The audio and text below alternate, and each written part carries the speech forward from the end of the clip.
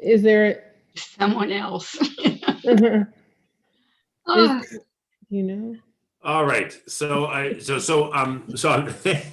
you for the And your discussion of kashrut is quasi-kashrut. I mean, that's a whole loaded topic. Yeah, kashrut is a very interesting topic because it either is kosher or it's not.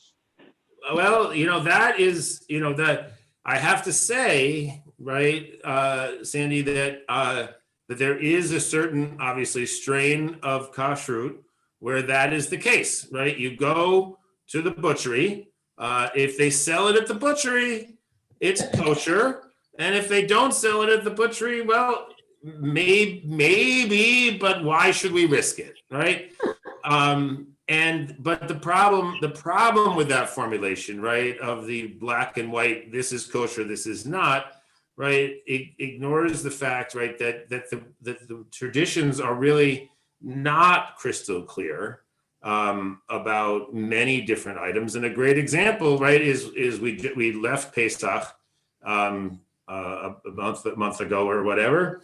And now at the butchery, it used to be you go to the butchery. If it's at the butchery, you can buy it, you can eat it for Pesach, right? You don't have to worry about it. It's at the butchery, right? But they have whole cases there now that say kidney oat only for Sephardic use, right? So wait a second, even in the butchery, like I got to decide, can I get the hummus or can I not get the hummus? And then to make matters worse, even, nice, law-abiding conservative Jews, we all used to be Ashkenazim, right? But now the conservative movement says that no, we're actually Sephardim as regards Pesach. And so,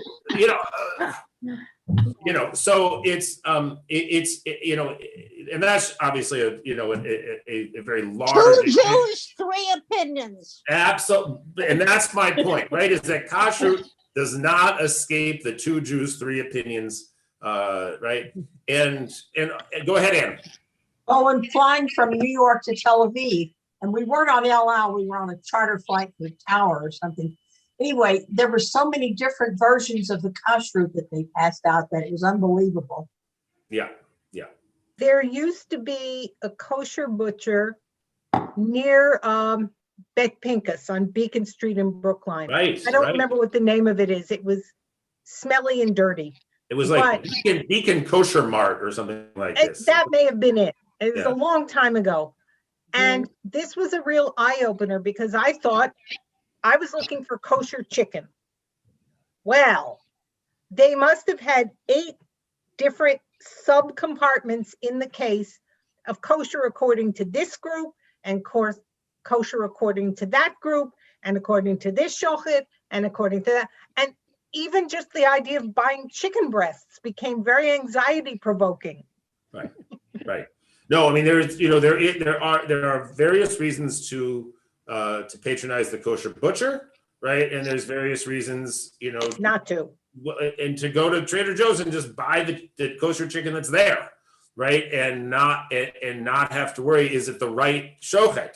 And it's, it's a tough one. But anyway, to get back to us, so has anyone given any thought to, and it's completely fine if you haven't, but it's just, this is an opportunity. Yeah, go ahead, Ellen. Me? Yeah. Me okay. or Ellen? I'm sorry. I meant to say Helen with a. Oh, okay. I was just going to say that my great-grandfather was a kosher butcher in Buffalo, New York, and my mother served roast pork. So just to tell you, I didn't grow up with any restrictions, but I have been told many, like you go to somebody's house for dinner who's kosher, make sure if you bring wine, it's kosher wine. Like I will do all those things. And if somebody comes over, I'll be careful. But I just think that our family moved from much practice to to none. And I kind of, possibly because I lived in so many different countries, I also, that was more an issue of food than anything else, getting used to food in other places. So I don't have any of those rules in my life. That right. No, and again, like it's a very important thing to understand, right? It's very easy to have the sense that, oh, in the past, everyone kept kosher, right? And no one ever, but Jews have always lived among other people, among other peoples, right? There was always opportunity, and just like other people, right? There were people who were religious and people who were not religious. There's nothing new in this, right? And there's also, all through history, there's also different ways of being religious, right? So some people might be religious because they follow foodways according to their religious customs, but they don't necessarily go to shul, or vice versa, right? And it doesn't make a person any less of a Jew.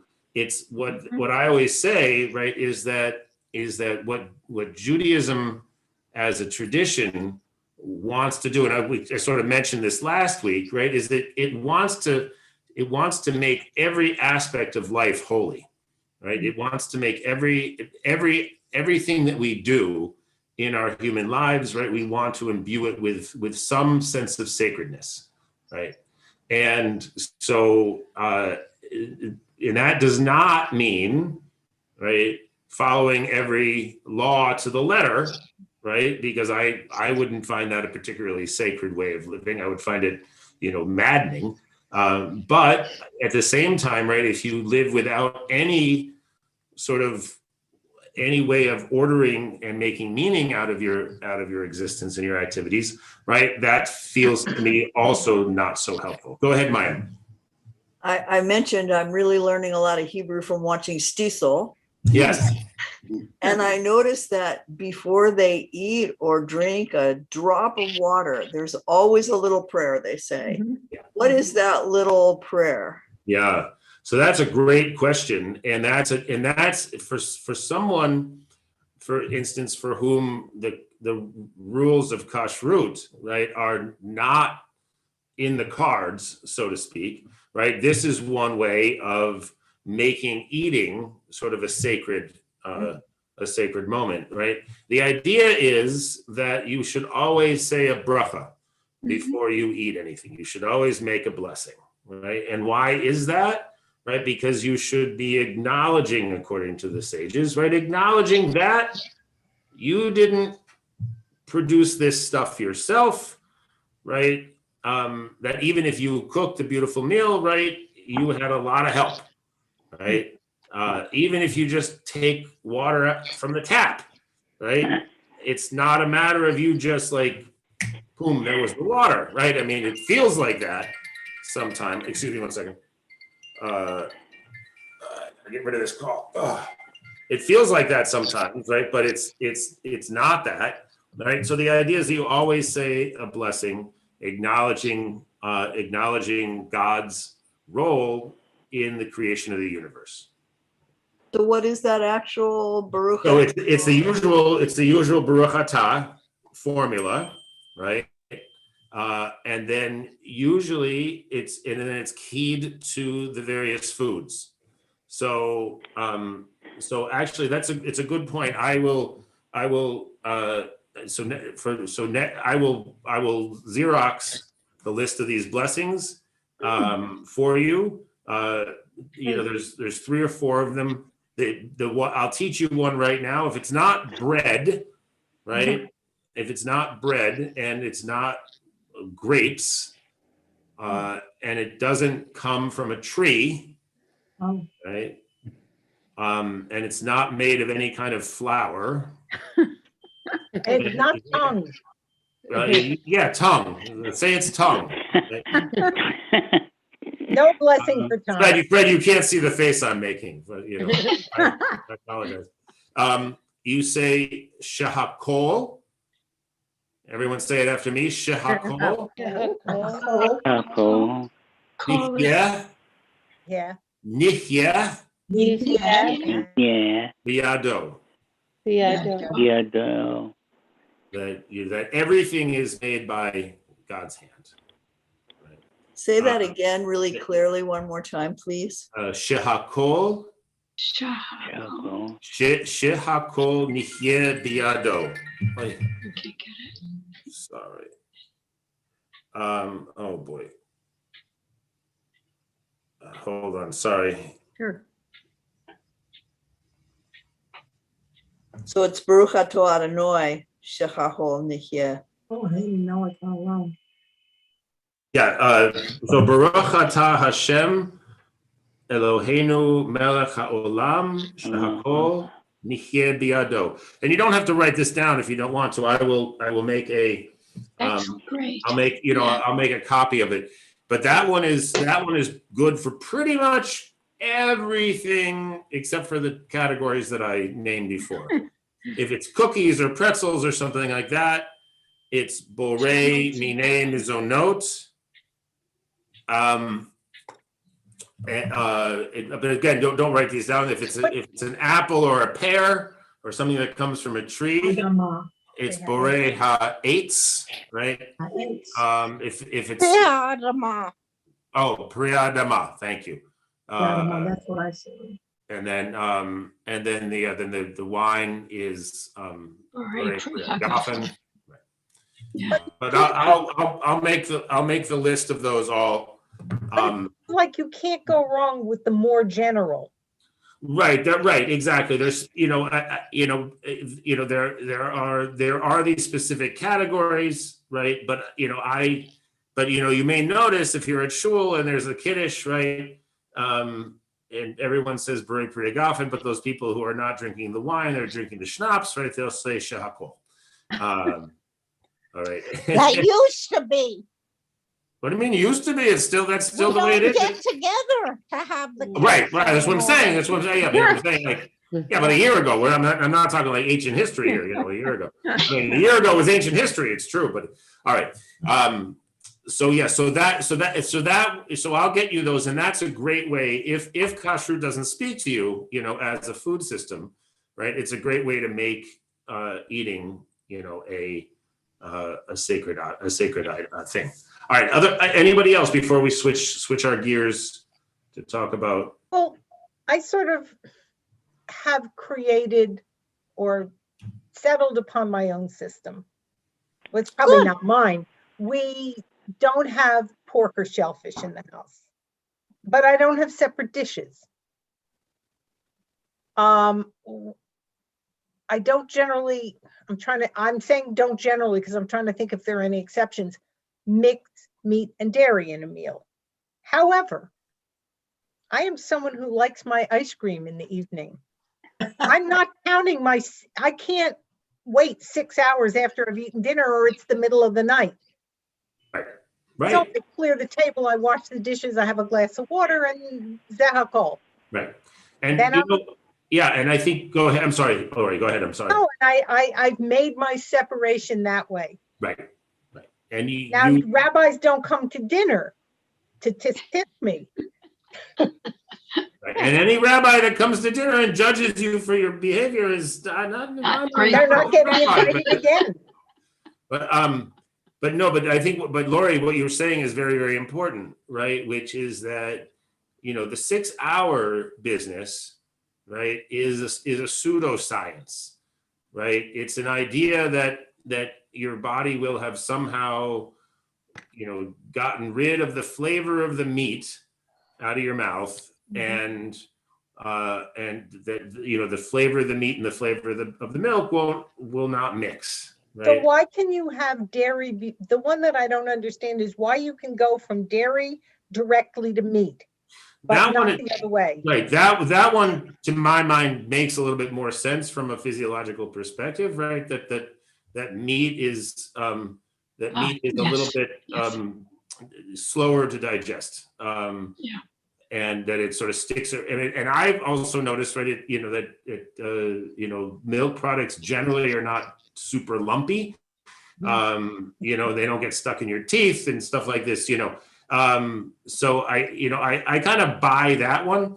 But even with that, right, the idea is that you make a separation. And I think that's what's really important. If this aspect of kashrut is important to you, right, that's what really matters, right? It's that there's a tradition of 6 hours, there's a tradition of 3 hours, there's a tradition of 1 hour, right? Waiting after you've had your meat. But again, the fact that there are variations, right, suggests that it's primarily a symbolic separation, right? So that if you make that symbolic separation in some other way, drink a glass of water, right? Go brush your teeth, whatever it is, clear the table, make it into a new meal, basically. I hadn't thought about that aspect of it. Then you've made your separation. And this goes back to my question to you a couple weeks ago about the letter of the law versus the intent of the law, and the whole idea of eating a cheeseburger with plant-based meat. Right.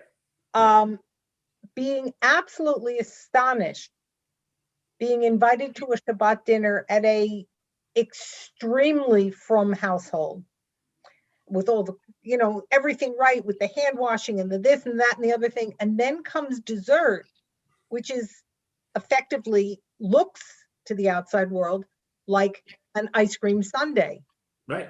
which is made with non-dairy ice cream and non-dairy cream. And it's the whole idea about technically you're not having milk after meat, but it sort of looks like it and feels like it, and it's sort of an intent to get around the rule. Well, I mean, I think again, what's this discourse of spirit versus the letter of the law, it derives from a I may be wrong about this, but in my mind, I'm going to just say what's in my mind, and acknowledging that there might be someone here who actually knows this. Derives from the idea, right, of it's a kind of an antinomian statement, right? That comes from the sort of Christian tradition of sort of saying that the Jews are just concerned, right, with the letter of the law. They are not concerned with the spirit of the law. And so, the New Testament, is coming to replace, right, that Old Testament with a system based on love rather than on punishment. That's going to be, focused on spirit rather than on letter. Right. And I think the problem with that, beyond sort of the supersessionism of it, right, is that for Jews, the letter and the spirit of the law are completely entwined. Yeah. Right. That you can't separate those two things. Right. Part of the spirit of the law, right, is that you argue about the law. Right. Part of the spirit of the law is that you figure out exactly how you're going to live by them, right? And it's very important, right? That in the Torah portion we're about to read this week, it actually says, Yeyasu otam, I think I'm doing it from memory, so I might not be quite right. Adam chai bahem, right? In doing them, a person lives by them, right? And the rabbis will say not to die by them, right? So I think this is hard sometimes for Jews today to sort of grab hold of this, right? The degree to which Jewish law is supposed to be about, and this is actually a great transition to the conversation about Torah, right? That Jewish laws are there to live by, right? They are here to enhance our lives. They are here to make our lives holier and better, right? They're not here to restrict our lives or to make our lives, narrow or terrible or what's the word I'm looking for? I apologize, I can't think of my word. But they're not supposed to make our lives more poverty. They're not supposed to impoverish our lives, right?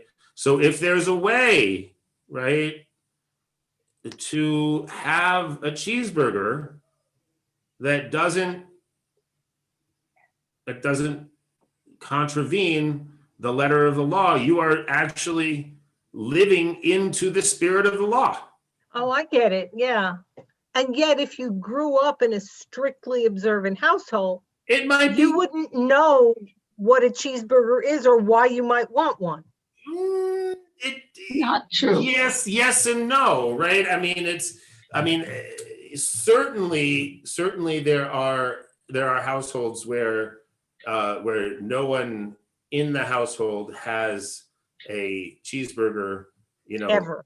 in the house, But right? they should have it out. right? Oh, But yeah. the Amish have this. I don't think this happens in Orthodox Jewish households, but the Amish have this custom of the Rumspringa, right? You go, the kid, after high school or whatever it is, goes out and lives like an Englishman, I think they call it, right? Like lives or something like this. Oh, yes. Lives a non-Amish The life for a Amish. while. That's the Does Amish. whatever they want. Yeah.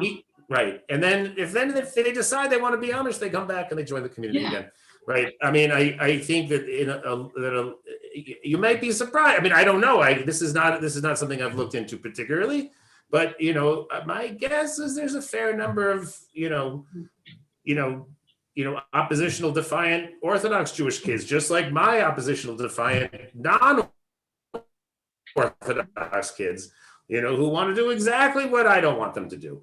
Right. So, and who knows is the answer, right? Who knows? But yes, you're right. If you grew up in a context where a cheeseburger was not only against the rules, but also like somewhat off-putting, right? Then it would take some time to get used to eating a cheeseburger, even if it's ersatz meat, or if it's a real burger where there's ersatz cheese. Right? Yeah. So, all right. So we've moved, right? So any last words about kashrut? And I promise I'll get you the list of blessings, but which is a nice thing to have. But I wanted to talk about Torah. So I have one question. please, yeah. I'm a vegetarian, and I have been from the early 1990s. And it's yet my brother married a rabbi's daughter, and I knew the parents, and I was very fond of them, but they would never eat in my house anyhow. And what I was told was, just because you don't have meat in the house or anything like that doesn't make it kosher. Right. Exactly. And that is true, right? That is true. Kashrut and vegetarianism are two separate food ethics or food systems, right? They happen to be very compatible, right? But they are not the same, right? And so one of the reasons is, depending on the strictness of their kashrut, right? There are several aspects of kashrut that even a completely vegetarian house will not fulfill. For instance, in a kosher house, right, you'll probably, like a strictly kosher house, you'll probably shop at the butchery so that you don't have to look at the back of the package, right? To make sure, A, that it has a hechsher, or B, that it has the right hechsher, right? A hechsher is the kosher certification, the little U with the circle around it is one of the standard ones, Orthodox Union. Oh, you. and doesn't, and you don't have to sort of worry about the fact, well, that curry that Ellen served us, that delicious vegetarian curry, did it have traces of shellfish in it, right? Was this prepared on, was something that she purchased prepared on equipment that was also used for meat, right? Things that we wouldn't necessarily worry about in our sort of, everyday American life. For instance, there's a good example, like, everyone was all excited. Burger King now has Impossible Burgers, right? Great. So a vegetarian can eat a hamburger at Burger King. Whoop-de-doo, right? Except for the fact, right, that those Impossible Burgers are griddled on the same griddle as the regular burgers, right? So they're not made with animal meat, but they're cooked in the fat that comes off of the animal meat, right? So is it really a vegetarian experience?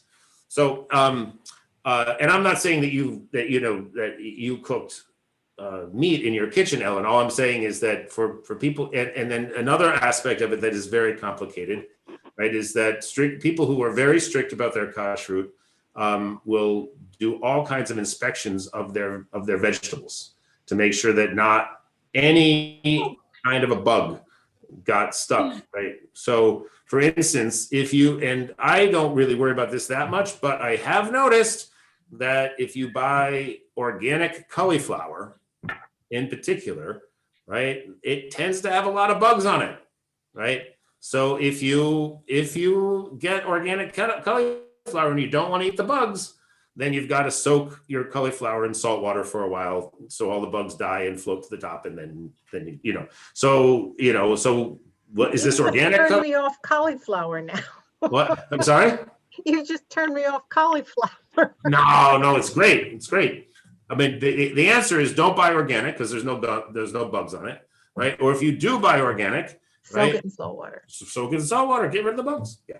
What about even if you're not kosher, even if you don't keep kosher, you might not want to eat the bugs. I don't want to eat bugs. What about the fact that dishwashing liquid or dishwasher powder has hextures on it? Some do, and some don't. Right. That's above my pay. I'm sorry, that's above my pay grade. I mean, there are, as you probably have figured out, right? There are many aspects of kashrut that are very specialized. There are rabbis, right? The rabbis who run the kosher certification, right? This is what they learn. They know just an unbelievable level of detail about these various topics that are I can't keep track of them. Yeah, I was really puzzled when the butchery stopped carrying chicken liver. They said their rabbi couldn't certify it, and I thought it was the one place to get good, clean chicken liver. Yeah. Right. No, if the rabbis decide, right, that there's some sort of issue, right, with the meat, then the butchery won't sell it, right? So there's a if you have the money, there's a great local butcher sort of mail order or whatever it's called, Grow and Behold. It's very expensive, but I hear the meat is very, very good. So you might check them for chicken liver, Meyer. All right. So Torah. All right. So what I'm going to start with, I think, is I just want you to, if you have a piece of paper, that would be great. If you don't, then just use your head. But there's this word Torah, right, is a very complicated one. And I want you to sort of take, 2 or 3 minutes and just kind of write down in, 1, 2, 3 word phrases, various ways you understand that word.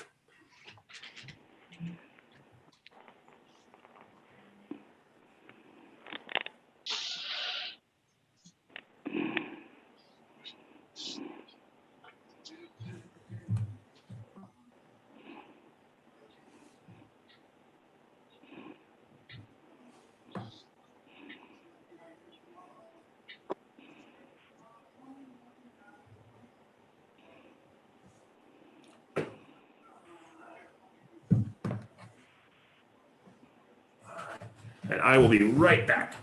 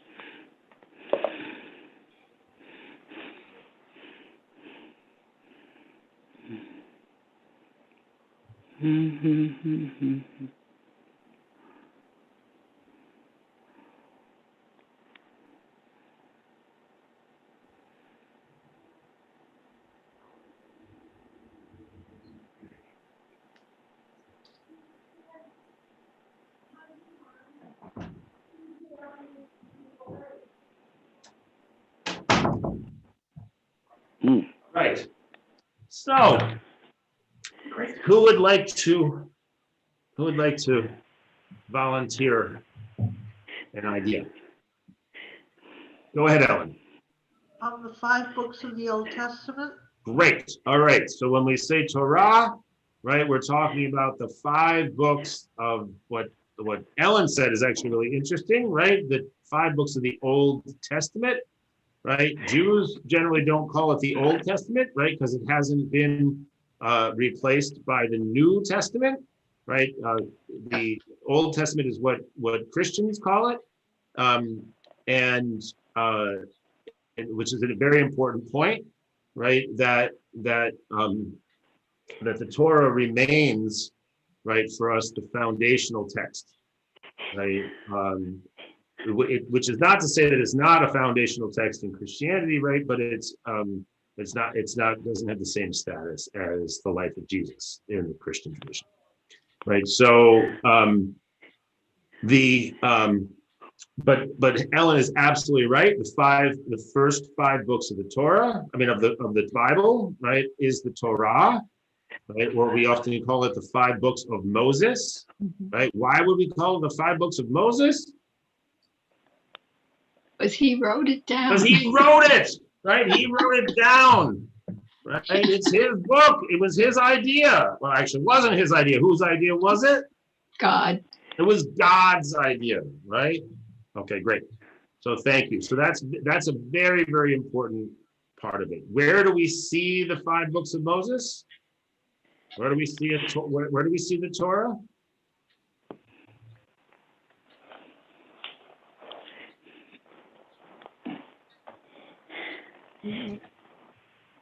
Everywhere.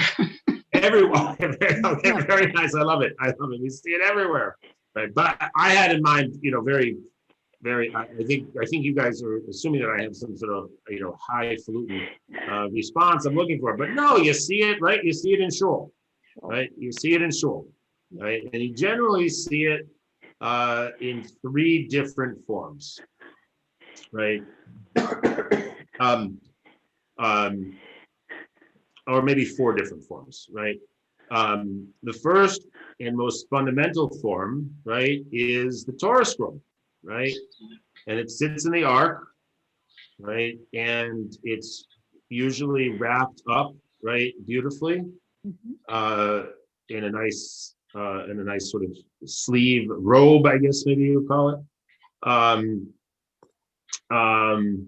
And uh, and we read from the scroll, right, in the synagogue, right? And some of you are learning how to do that now, and it is, it's one of the great joys of my life, right, that I learned to read from the scroll, right, and it gives you this sort of, at least me, it gives me this sort of sense of connection to the Torah, to the tradition, very, very deeply, right? These are the same words, right, that people for centuries, right, have been reading in much the same way. Obviously, it's not going to be exactly the same, but much the same way, all those centuries. Right? But it also shows up, right, in a Chumash, right? And what's a Chumash? What does the word Chumash mean? The 5 books of Moses. It means 5, right? It's the fiver, right? It's the fiver, because there's 5 books, and the Chumash has 5, right? So How do you spell that? a Chumash is in English, you generally see it as a Chumash, a Chumash. 5? And it means 5. Like the word in Hebrew for 5 is chamesh. Right? And so that's not to be confused with hummus. It's not to be confused with hummus. Right. If you're in the kitchen, you want hummus. If you're in shul, you want the chumash. And what's usually in a chumash, right? And this is true of the two two liberal traditions that have produced Chumashim, right? The Reform and the Conservative, right? That they are not just a book that has the text of the Torah, right? A Chumash always has some amount of commentary. Sometimes the commentary will vary, right? It'll be different commentary depending on who published the book, right? But there's always commentary, right? As opposed to a Bible, right, which tends to be just the text of the Bible itself, usually appended with the other 2 sections of the Bible. So Jim, Yeah. the book that Michael Graverman brings to the Torah reading with him, that's not a Chumash. It's No. just in Hebrew. Yes. And is it just like the Torah with the words separated? Actually, that's a really helpful Whatever that's called. Right. So that's a really helpful question. And that thing is called a tikkun. And you might know the word tikkun from either the night we spend studying before Shavuot, that's called a tikkun, or from more commonly, we call it tikkun olam, right? Tikkun olam is fixing, repairing the world, right? A tikkun is the book that has the vocalized text of the Torah equipped with the trope marks next to the unvocalized text of the Torah, so that you can easily go back and forth between the vocalized and the unvocalized. So this is how, for instance, when I'm learning to chant, like tomorrow's Torah portions, right before this, I was before I left my house today, I was practicing the Torah reading. Right. So that seems like a really useful type of thing. It's a super useful thing. If you are an aspiring Torah reader and you don't have one, you should at the very least get a Xerox of the Torah portion that you are preparing. And if you have aspirations to learn more Torah, it wouldn't be a bad investment.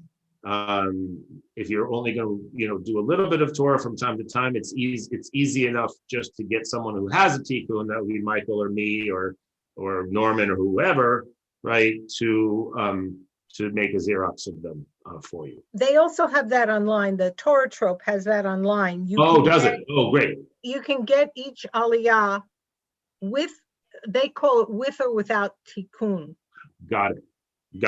Yeah. Okay, good. And there's also there. I used to use something called Scroll Scraper online, which was basically an online tikkun, but I don't know if it still exists. But because I used to do that when I was spending more time driving my kid around than I am now, I would do that on my phone as I was waiting for him wherever he was. So that's the fifth one. That would be a fifth one, right? The fourth one that I had in mind is kind of a variation on the Chumash. It's called a Mikra.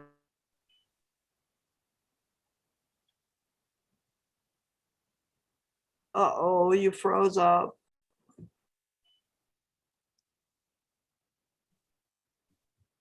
Hello? Have a bit of the text. No, you have to start again, Jim. You were all frozen. I had a sense because everyone else was frozen. I wasn't frozen, but everyone else was. So You weren't frozen, you were frozen. So after the tikkun, right? The other thing that I had in mind is called the Mikra Ot Gedolot, which means the great big reader. And so don't worry about the Hebrew. It's probably not going to come up very often. But it is a book that has a little bit of a snippet of the Torah text surrounded all over by different commentators. Usually the one that gets pride of place almost always is Rashi, right? And then the other commentators will be around him or below him, depending on the layout of the text. But what's important about these texts, and next time I will bring copies of them to show you what they look like. What's important about these texts to remember, right, is that I think I say this all the time, right? The Jews, we don't like to throw things away, right? We're a nation of textual hoarders, right? So even if, right, the commentator Nachmanides, whose nickname is Ramban, right? Everyone is familiar with Rambam, but this is Ramban. Right? He will often, Ramban will often summarize or even quote at length the commentary of Rashi in order to tell us later why Rashi is wrong about something, right? But even though it's a Mikra Ot Gedolot, right, and Rashi is right there on the page with Ramban, right? We still let Ramban, run through his entire explication of Rashi and why Rashi is wrong, right? So there's no that it doesn't get edited out, right? So there's just a lot of and so all these voices, right, are on the page together, right? So what's the advantage of that? The advantage of that, right, is that you can actually read Rashi for yourself. Right? And then you can read Ramban on Rashi and decide, well, actually, no, Ramban, you're wrong, right? Rashi is actually right. I don't buy your reasoning, right? And, or you made a mistake. You didn't actually read Rashi correctly, right? And so all the voices are there and available for us, right? And so, and there is now something called the Commentators Bible, I think they're calling it. JPS, the Jewish Publication Society, has published a version of this in English. So we can actually look at it. So that's the other form in which you'll find the Torah.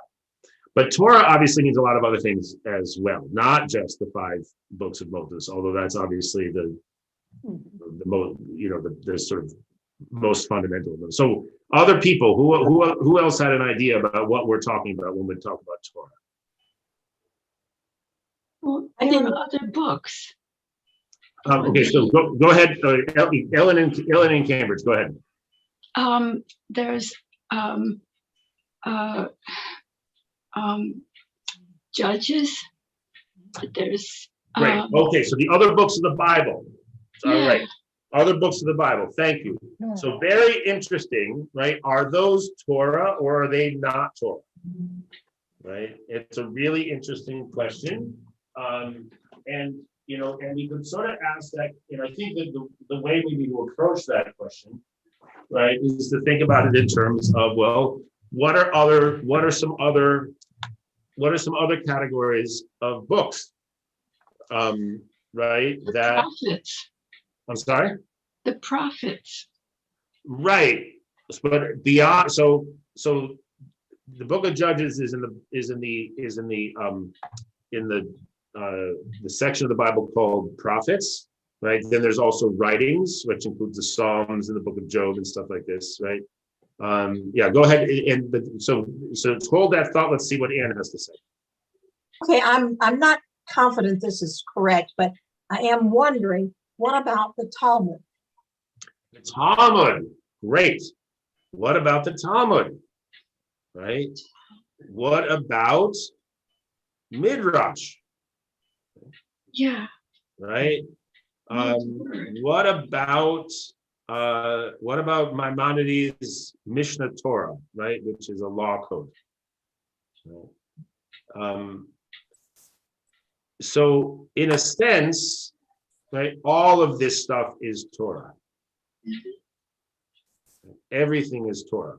And it's important to realize, right, what the word Torah means.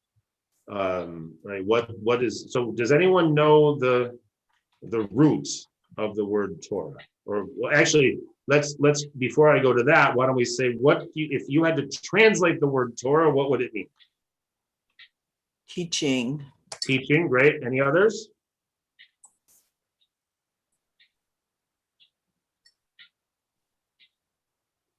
I guess going once, going twice. So, Tamayim for teaching. Yeah, teaching is actually great. Teaching is actually, that is instruction, right? It comes from, commonly Torah is translated as law. So I was a little surprised that no one said law, but this is a very enlightened group, obviously, and you all know better than to think that it means, strictly law, right? And so, yeah, it means instruction. Bless you. Bless you again. It's so important, right, that yoreh, right? It's from the root yud resh hey, yoreh, and it really is about teaching. And so, and which is not very far, right, from this idea of, well, it's really about, it's about interpreting this teaching, right? It's about interpreting this tradition, right? And so the tradition as a whole, right, we might call it the Torah tradition, right? Orthodox Jews, some, or not all Orthodox Jews, but the more sort of fundamentalist style Orthodox Jews, even though fundamentalism really isn't really a Jewish thing, but the sort of fundamentalist leaning Orthodox Jews call themselves Torah Jews, right? Or Torah true Jews, right? Because they're following, they claim, the Torah in its, with its full intentionality. Go ahead, Ann. What about the Shulchan Aruch, the compilation of all the laws? Exactly. So that's just like that. It's not. I don't want to give anyone the impression. It's not the same as the Shulchan Aruch. Shulchan Aruch is not the same as Mishnah Torah, but they are in fact both law codes, right? Very different law codes, right? And it's interesting, right, that by and large the Shulchan Aruch is largely accepted, right? And the Mishnah Torah is, although it's greatly respected, right? There are some questions about how Maimonides put that together. Sorry. What about in the Talmud? We're studying parts of the Mishnah. These little pieces of Mishnah, and we got pages of discussion. Right.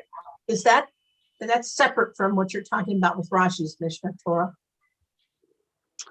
I'm not sure. Great to see you, Romney and Mallory. So great to see you.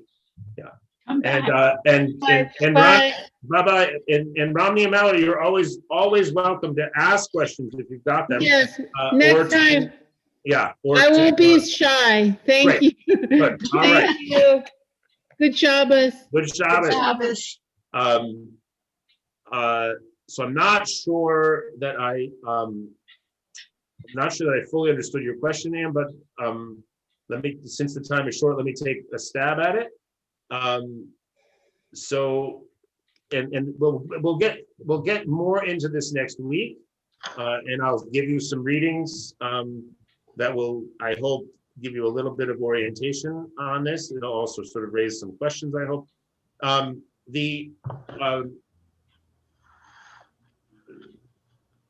There is actually a really interesting question, right, about, and this actually is the Talmud, is the Talmud and the Mishnah, right, based on stuff that came from the same revelation that Moses experienced on Sinai, right, or is it historically distinct documents, right? According to the rabbis, right, the Mishnah, right, and the Talmud after it, right, are full of materials that they would call the Oral Torah, right, the Oral Torah. So the Torah Shebaal Peh, the Oral Torah, was given at Sinai to Moses, along with the Torah Bichtav, right? The Torah that is written, right? So we have the written Torah and we have the oral Torah. And both of them are fully from God's mouth, right? It's just that one of them, one part of it, right, was fully oral until things began to get written down, right, in the last centuries of the before the Common Era. Yeah, go ahead, Ann. Well, I probably answered my own question. In this part of the Mishnah we were studying yesterday, it talks about several laws pertaining to the recital of the Shema, but they basically are the comments of the Tana and some other rabbis. So they're arguing back and forth about what the Mishnah says. So I guess it's not quite the same as the Torah 5 books and the well, yeah, but I did understand your question then. That is actually the rub, right? Is what's in the Mishnah and in the Talmud, because by and large the Talmud is not purporting to present new material, right? It's talking about how to understand, right, what's in the Mishnah, and is that actually the Mishnah? What's in the Mishnah, is that actually the tradition, right? Or are there other traditions that are more appropriate to follow, right? So all of that stuff, according to the rabbis, right, also came from Sinai. So it has the same sanctity as the Torah, but we don't read it in shul, right, during yeah, go ahead, Ellen. What's the definition of the Talmud and what's the definition of the Mishnah? Yeah, we'll get to that in another session. You want to say it now? Yeah, it's a little complicated. Yeah, go ahead, Ann. bye-bye. I have to go off to my next Great. session. See you soon. Thank you. See you tonight. All right. Are we done? So it's 2:00. So I neglected to bring my Hebrew book with me to school today because I was just in a bit of a crunch when I left my house. So I am very happy to answer specific questions if I can. We will continue our discussion about the Torah next week. As I said, I'll send you these. I'll send you a few texts to discuss that basically are different ways of talking about Torah. I'm hoping I can find one more text, and then we'll take it from there. Also, the blessings for kasher. Oh, and the blessings, right? The blessings for the various foods, exactly. And actually, if you have an Orthodox prayer book in your possession, they always have the list of blessings. It is actually worthwhile for Jews of all backgrounds to have a traditional prayer book, otherwise known as Orthodox. But the old Sim Shalom, I think, still has all this. I don't know if Lev Shalem has. I was just going to ask you. Yeah, I don't know if, I assume they do, because I think they have everything for Shabbat. Yeah. But it's the non-Shabbat blessings that you are looking for. The thing about Berei, about Hamotzi Lechem Min Haaretz, is that covers all foods. So if you say Hamotzi over bread or over matzah, right? Not over cookies or cake, by the way. Just it has to be bread. If you say, then you have essentially taken care of everything on your plate.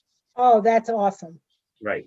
It also means technically, right, that you're supposed to say the grace after meals, after you Yes, finish. I want to do that too. Right. If you say Hamotzi, that sort of triggers. Oh, gotta say Birkat Hamazon. If you say some of the other ones, right, then that doesn't trigger that in the same. Is that the you same know as what benching? That's the same as benching, exactly. Yeah. Go ahead, Lori, and then we'll come to you, Ellen. The Say it again? rationale at Worship and Study, for example, of doing Hamotzi but not doing Birkat Hamazon. I know over the years there have been tremendous arguments about this. Yes. Technically, right? Technically, you're not supposed to say Hamotzi over the bread if you're not going to say Birkat Hamazon afterwards. And so that's why some people don't eat the challah at Kiddush. Exactly. And there are congregations, right? Like there's a congregation in Brookline. They have a little Kiddush after shul, but it's just really a snack. And they do so they say Berei Pri Hagafen, and then for whatever they eat, they either say Shahakol or Mizonot, right? That's the one you say for Mizonot is for floury snacks, right? Whether salty or sweet. And then that gets them out, right, of the need to say Birkat Hamazon afterwards, right? Because you're not really supposed to say Birkat Hamazon twice. You're supposed to have one Shabbos lunch, not two, right? So it's all very complicated. I don't remember at this point, Lori, what Rabbi Gold and Rabbi Norman had as a rationale for saying saying Hamotzi without a Birkat Hamazon, but I remember that we had a kid who really wanted to say, it was very early in my rabbinate at Worship and Study. We had a little kid, like a bat mitzvah kid that was maybe going to be a bar mitzvah with us. I think he definitely ended up not being a bar mitzvah kid with us. But he really wanted to say Birkat Hamazon. So I said, go for it. And certain members of the congregation were very upset that I indulged this kid, his desire to say Birkat Hamazon. God forbid this becomes, something that we do every week. And I was like, right, okay, Well, no, I know that it was fraught with. Yes, it clearly was fraught. It was clearly fraught. Right. And the same thing had to do with washing your hands before doing Hamotzi and so forth and so on. And I don't know anything about Rabbi Gold's rationale, just that it seems good enough for me. If someone told me, I think at some point what the rationale was, and I don't. Okay. Well, I'm going to say goodbye and wish everyone a Shabbat Shalom. Good Shabbos, Lori. Shalom. See you soon. All right. Ellen, any final questions? Because I don't think I you. have three There are questions. no final wait, questions. First of all, Ellen and Brookline, wait 1 second. I want to say goodbye to Ellen and Cambridge first. So I can't any final find- questions, Ellen and Cambridge? I don't know what search word I should look to see if they have the list of blessings. Oh, in Lev Shalem. Yeah. I don't know, and I don't have a copy of it in front of me. I'll have a look. Okay. After The this. other thing is, I just saw that there is a poem in this book by Denise Levertov, and if you don't know her work, well, I guess you do. Amazing. Yeah. Yes. And her father was an Episcopal priest. Oh, sort of. really? Interesting. Yeah. Interesting. All right. So Ellen in Brookline, and then Ellen, and then Mayim. Go ahead, Ellen. I have three questions. The Okay. first, what is the difference between his and their? They both have a nun at the end, but how can you tell the difference? You say his book and their book. How do you tell the difference? Well, his book should be Sifro, his book with an O at the end, and their book should be Sifram with a Mem Sofit at the end. So there must be something else that you're thinking about that is confusing, because that doesn't. His house and it's his house and their house. Okay, so his house should be Beito, and their house should be Beitam. Is that what you Understand the difference? One has a dot. It's the That's difference. The 53. difference, Ellen. The difference is at the end. The difference is the ending of the word. But Right. they both have the same letter. No. At the end of the word. Now on page 53, Ellen, it's Beito and Beitam. So what is Beito? His Beito house? is his house, Yeah. and Beitam is their house. So the possessives, right? The possessives Their are. house feminine. Their house feminine. No, their house masculine on page 53. Yeah, they're. Oh, I see your problem now, Ellen. Or I mean, I can imagine it. I can't see it because it's not in front of me. Beitan, right? Their house feminine, Beitan, right, is a nun sofit. So the difference between a nun sofit and a vav, right, which makes the O sound, is that the nun sofit goes below the line, right? Oh, so the nun sofit goes below the line? Exactly. So you see how it extends below the line? That Okay, makes it the a nun nun sofit sofit. goes below the line and the vav doesn't. Right. So his house is Beito Yep. and their house feminine is Beitan. There we go. Perfect. Is the nun sofit the nun that comes at the end of the word? Yes. And that's a vav. Exactly. Ellen, Ellen, Ellen, would you mind if I ask one quick question before No, you no, take I wouldn't all mind at yours, 'cause all. I gotta go. Yeah, go ahead, Maya. Do you have your prayer book Hebrew? or- I don't. Oh, okay. Okay, there's just a word in here I didn't know how to pronounce. It's the Okay. thing after the Baruch Hu, Baruch atah Adonai Eloheinu melech haolam, or who Oh, forms Yotzer or. Yotzer or, and then Uvore. Yeah. And I don't know how to pronounce darkness. It Yeah. looks like Ho. Is that it's just a That's dot exactly after the right. head? Ho- So Hoshech. it's Hoshech. Yes. Hoshech. Okay. It's Okay. actually as far as I hope I'm not wrong, but my muscle memory is having me put the emphasis on the first syllable, Hoshech. And this is a trick that comes up again and again in various, different prayer books handle it different ways. Okay. So the holam, right, after the chet is that dot, right? But the sh dot for the sh is often the same dot.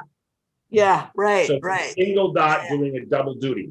Now it doesn't Okay. always happen that way. Okay. Right? There are prayer books that'll stick two dots next to each other. Okay. but so it just depends on the typeface. All right, I think I'm good. Other than that, I'm working on chapter 8 on still finding all these participles and stuff a bit tricky, but I'm sure I'll get it eventually. It is a tricky thing. It's a very tricky thing, and just and as I said, just when you're just doing your random prayer book reading, right? Just try to notice when you see words that look familiar. And Yes. and give yourself a little pat on the back, like, oh, I got one. Right. Yeah. All the forms of Devorah, I don't know, but I'll know it's the Devar, the word. Exactly. Okay. Exactly. Okay. All right. Sounds good, man. Thank you so much. Maybe I'll see you. Are you going to be around on Zoom tonight? I don't think so. All right. Sounds good. All right. Thank you. See you soon. Bye. Bye-bye. All right, Ellen, go ahead. On page 73, I realize you don't have your book. The difference between in and with and like and as, it seems to be the same as ka. Okay, so in and with is ba. That's a bet. What in and with is a bet? It's a bet. Yeah. Has no And dot. like and as is you're right. It's a half. It's a ka. Yeah. So the bet is in and with, and the vet is like and as. No, the bet and the bet or vet, right? It depends on whether there's a dot in it. Is in or with. Right? And what is like or as? A cough. Oh, so it's different letters. Or plus sounds. So the in and with is a bet. Yeah. And like or as is a ka. Yes. So they're two different letters. Two different letters for two different words, exactly. So the in and with is a bet. How do you pronounce it? Well, either the or the, depending on what's before it. And the like or the as is a ka. Yeah, a ka or a cha, depending again what's before it. So the one with the dot in it is a bet. Yep. If it has a dot, it's a bet. Yeah. If it has no dot, it's a vet. Right. And the ka always has a dot. A ka has a dot and a cha has no dot. A ka has a dot. What has no dot? Cha. Ka has no dot. Cha, like in Bach. Right. Okay. That's question 2. I have one last question. Okay. On page 77, it says the Hebrew preposition from has 2 forms. When do you use each form? Why are there two? You're asking why there are 2 forms? Yeah. That is probably a question about the history of language, but sometimes you'll see it as min, right? Min ha-metzar, right, from the pit, right, or from the narrow place, min ha-metzar, and then mimenu is from us, right? So I don't know. I can't tell you why there are 2 forms, just that there are. When do you use them differently? When do you use them? You don't have to worry about that, Ellen, because all you have to worry about at this point, right, is to recognize it when you see it. You don't need to form these things. So it's min and mean, is that right? Right, exactly. And so what you can do if you're worried about the exercises, you can. Probably that when they're asking for translations, right, they're probably asking for translations of phrases that, they've presented to you in Hebrew. So you can just, use the one that makes sense from what you saw in the Hebrew. And the one with the nun safit, how do you pronounce the one with the nun safit? Min. And how do you pronounce the one with the little dash? Me. Me? Yeah, me, or sometimes it's may, but usually it's me. So the one with the nun safit is min, and the other one with the dash is mean. Right. And you don't have to worry about when to use them. You just have to worry about recognizing them. Exactly. Okay, that's all my questions. Thank you very much. You're welcome, Ellen. So Helen, how about you? So my thing with the Hebrew is I am thinking of ordering maybe an audiobook because I'm not interested in learning the grammar. Meaning I do want to read it, and usually I use transliterations and stuff, but I'm not, all this stuff in the prayer book Hebrew, I think about and think, am I going to retain that? Doubtful, but I want to be able to recognize reading, and there are the different forms and all of that. So Right. I think for me, because I have a much more limited view of my ability to absorb it at this point. Yeah, right. Is at my age, and I've learned a lot of languages in my life, but none of them have had an alphabet like this. So Right. the point is, I think for me, yeah. So I have a question. I don't know. Yes, go ahead. Yeah, my question is when did you start learning the alphabet? Many times in my life, but you mean in this class? Yeah. Or I got the alphabet, and I have these flashcards, Right. and I have another book that's easier, and I look at them. I know I'm not studying enough. I think for me, practicing out loud with someone, in other words, that Yes. is probably what I need more than exercises. Right. So what I would say is let's find a time that works for us. We can spend half an hour a week, practicing. And That's extremely nice of you. and I've been wanting to, I'm actually going to try to, for not with everybody right away, but I want to get to the point where I'm seeing everybody in the class, more frequently one-on-one. Yeah. So yeah, I'd be very happy to do that. Okay, I would like to try, and I just saw they recommended, actually in our book that we have, they recommended this other book, which they have Audible. Yes. Audible.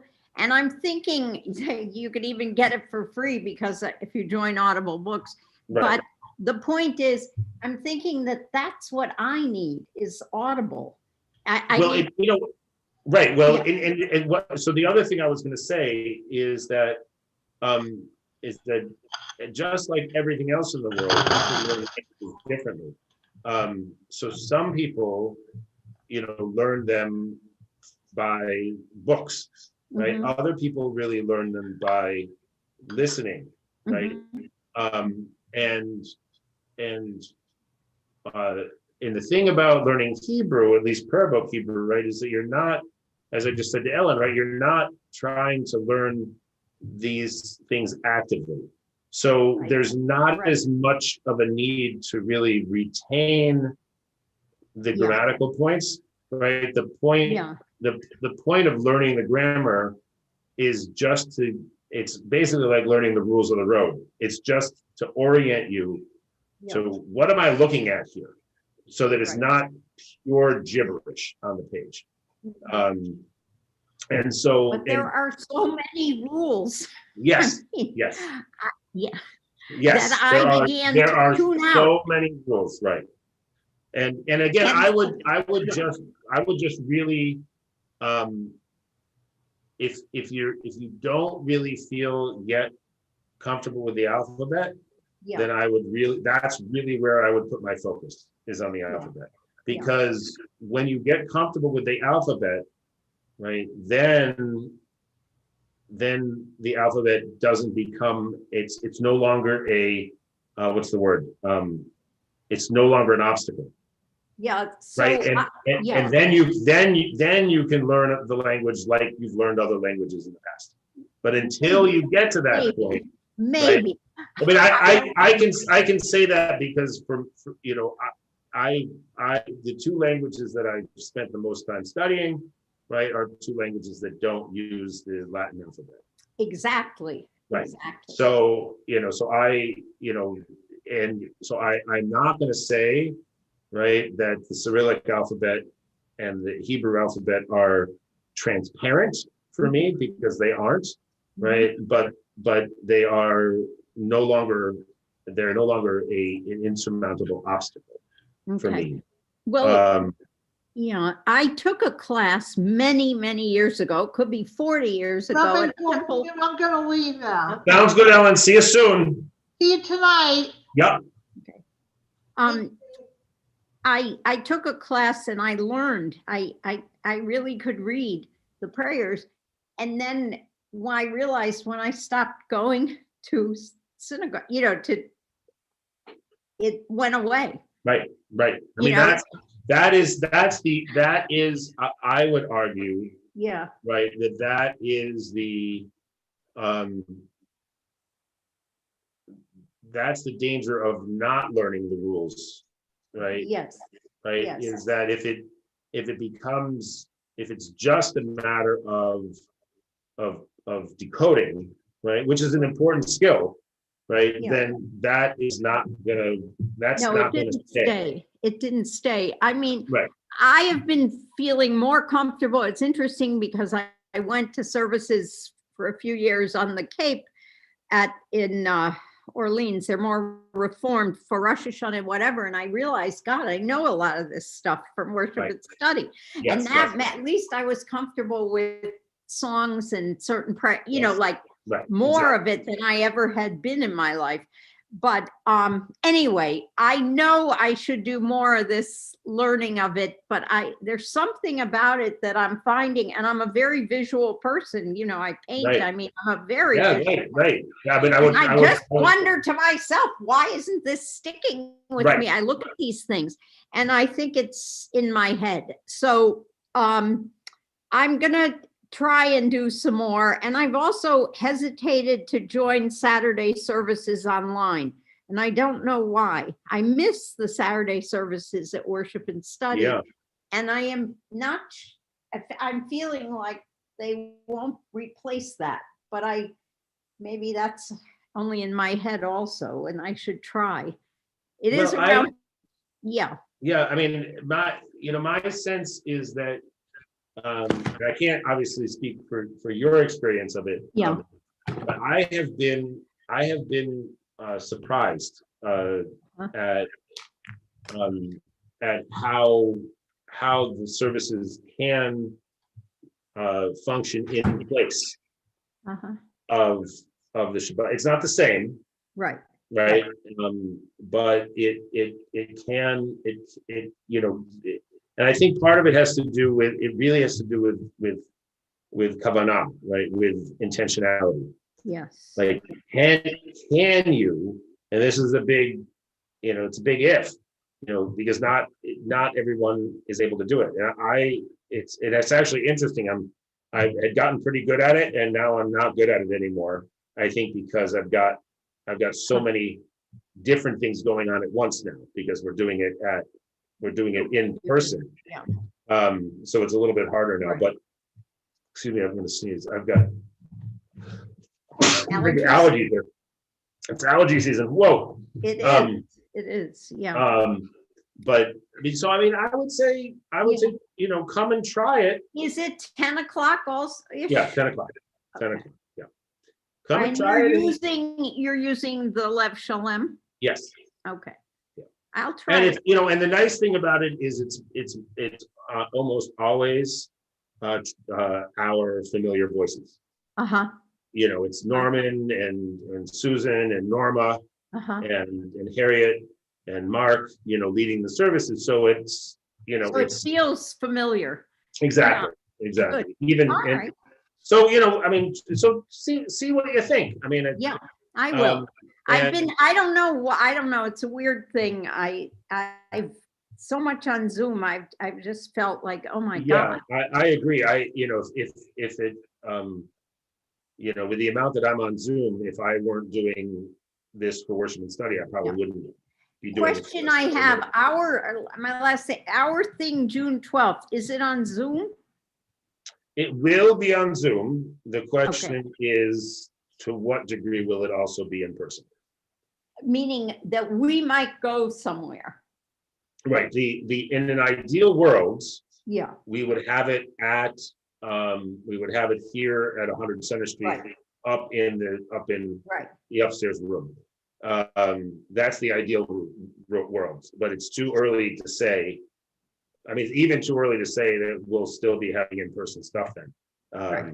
You know, variants, this, that, and the other. I mean, God willing, we'll remain safe and we can have people in the room, in the building, but Yeah. I'm not, I can't I get was ahead. just curious in terms of my own plans and telling but it will be on Zoom because a couple of people, my children asked me, so. Yeah. All right, thank you. It'll definitely be on Zoom because even if we are able to have it upstairs, Yeah. We won't be able to have everybody we will have to figure out how many people can actually be there. And thus Yeah. each person will have a certain number of guests. And then everyone else will have to be on Zoom. Not to mention the fact that we have, probably all kinds of relatives all over the world who Yeah. would want to participate. So we would have it on Zoom in any case. And yes, but okay, that's fine. I mean, I'm okay on Zoom for that, but I just was curious if Yeah. we knew. All right, thank you. Sounds Thank good. you So for your so help. Helen, what kind Yeah. of timing works for you?